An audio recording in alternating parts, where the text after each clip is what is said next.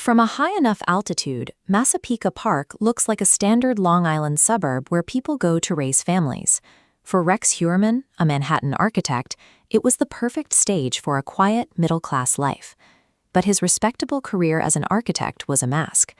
While maintaining the appearance of a normal neighbor and father, he spent nearly 2 decades operating as a calculated serial predator.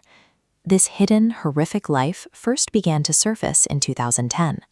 While searching for a missing woman named Shannon Gilbert, investigators discovered the remains of 4 other women along Ocean Parkway, each bound at the head, midsection, and legs with burlap. Heuermann's target selection followed a specific logic. He chose sex workers because he calculated that their disappearances were less likely to trigger an immediate or sustained police response. He also used a geographic strategy to stay invisible. By spreading remains across a 60-mile radius, from Fire Island to the Hamptons, he ensured no single local jurisdiction could easily connect the murders. Heuermann remained undetected for 17 years by following a sociopathic formula designed to exploit society's blind spots while he hid behind his professional status. The case remained cold for 12 years until 2022, when detectives re-examining old evidence linked a witness report of a pickup truck directly to Heuermann. After nearly 2 decades of careful evasion, his undoing came from a single piece of discarded food, a pizza crust he threw into a Manhattan trash can. Investigators extracted Heuermann's DNA from the crust and matched it to degraded hair fragments found on the victims. This match was technologically impossible in 2010. It took a decade of forensic advancement to extract a usable profile. A single moment of carelessness, combined with the precision of modern science, finally dismantled his meticulous plan to evade capture. The architect's facade finally shattered in 2023. A massive police raid at his suburban home brought his double life into the public eye and ended his 17-year killing spree. The confirmed scope of his crimes was massive. Heuermann ultimately pleaded guilty to 7 murders and admitted in court to an 8th. He also practiced a deep psychological sadism. After murdering Melissa Barthelemy, he used her own phone to call her sister specifically to torment her with graphic details, telling her he was letting her sister's body rot. These taunting calls suggest he didn't just want to kill, he wanted the thrill of playing an untouchable god while hiding behind the safety of his desk. At his 2026 sentencing, Heuermann accepted life without parole, marking the official end of his freedom. The hearing was extraordinarily raw, as the families of the victims finally confronted their tormentor face-to-face in the courtroom.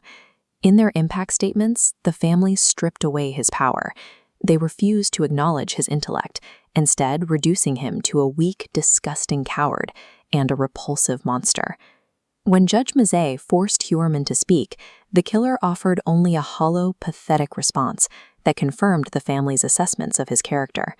He was removed from the court to the sound of applause, headed for a life of solitary confinement, where his only contact with the outside world is writing letters to other serial killers. But a lingering terror remains. Advancing forensics leave a chilling possibility. His DNA may eventually link him to even more cold cases across Long Island. While the architect's lie is gone, the true, horrifying footprint of his life's work may still be hidden inside an evidence vault. Welcome to This Explainer. Today, we're unraveling a genuinely jarring dichotomy. We're looking at a man who lived 2 completely different lives for 17 years. Now, we are going to cover the terrifying reality of the Gilgo Beach killings, but our main focus today is going to center on a much larger theme. See, his recent sentencing made headlines for a single day, but what happened in the years before it, and what remains entirely unresolved after it, well, that's the part almost nobody is talking about. For nearly 2 decades, an outwardly ordinary guy in a quiet Long Island suburb harbored a staggeringly dark secret. By day, he's running his own architecture firm in Manhattan, coming home to a wife and 2 kids, and just blending into a middle-class neighborhood where literally no one looked twice. But by night, he was systematically strangling and dismembering women, leaving a trail of horrors that would eventually capture the attention of the entire world. So, let's get into Section 1. Who is Rex Heuermann, the architect next door? 62-year-old Rex Heuermann was a licensed architect and a suburban dad living in Massapequa Park, which is about an hour outside of New York City. And he maintained this perfectly mundane facade for nearly 2 decades by deliberately targeting sex workers. Now, this wasn't random, right? It was a cold, brutal calculation. He knew that their disappearances were just less likely to trigger urgent police attention or immediate media outcry. And that precise calculation is exactly why he operated completely undetected in the shadows for so long. It's also exactly why authorities are now so desperate to understand his methods. Moving on to Section 2, a decade-long cold case, the mystery that haunted Long Island. You know, the sheer length of time this case remained unsolved is pretty staggering. If we trace the timeline back, his crimes began as early as the 1990s, but the case didn't actually explode into public view until 2010. Investigators were out searching for a missing woman named Shanann Gilbert, whose death, by the way, was later ruled an accidental drowning and was unrelated to the killer. But during that search, they stumbled upon the remains of 4 other women along Ocean Parkway, all bound in burlap. After that huge discovery, the case went completely cold for over a decade. It just sat there until 2022 when detectives re-examined some old evidence and finally linked a pickup truck spot at Maybach in 2010 directly to Rex Heuermann. Which brings us to Section 3, the pizza crust break, a mundane downfall. For a man who so carefully calculated his every single move for 2 decades, his downfall was astonishingly careless. I mean, investigators essentially ended a historic killing spree by grabbing a pizza crust that Heuermann simply tossed away in a Manhattan trash can. They took that discarded piece of food, extracted his DNA from it, and ran it against severely degraded hair fragments found on the victim's remains. Those hair fragments had just been sitting in an evidence locker, completely unmatched for years, simply because investigators didn't have the right comparison sample.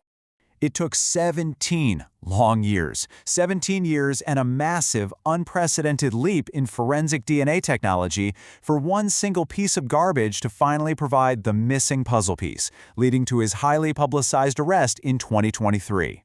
Let's look at Section 4, the women he killed, a tragedy spanning decades. It's absolutely vital that we shift our focus from the killer for a moment to respectfully honor the human toll of his actions. The geographic spread of his crimes is horrifying. We're not talking about contained incidents here. His spree spanned a huge swath of Long Island. You've got Sandra Castilla, found out in the Hamptons in 1993, which is more than 60 miles away from Gilgo Beach. You have Karen Vergata on Fire Island in 1996, and then of course the 4 women on Ocean Parkway in 2010. This massive spread is exactly why it took so long for a single investigation to finally connect all the dots.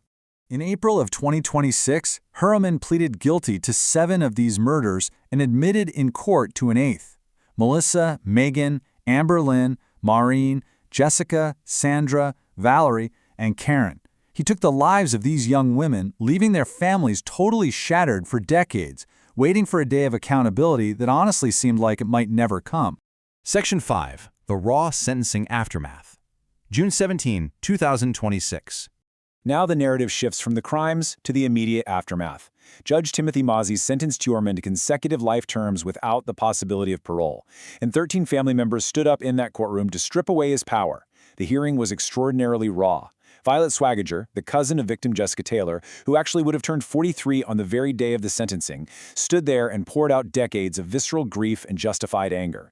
She looked right at him and spoke of the eviscerating hatred she held for him. Then there was Amanda Funderburg, the sister of Melissa Barthélemy. Remember, Heuermann had previously tormented Amanda using her murdered sister's phone, calling her just to share graphic details of her sister's decaying body.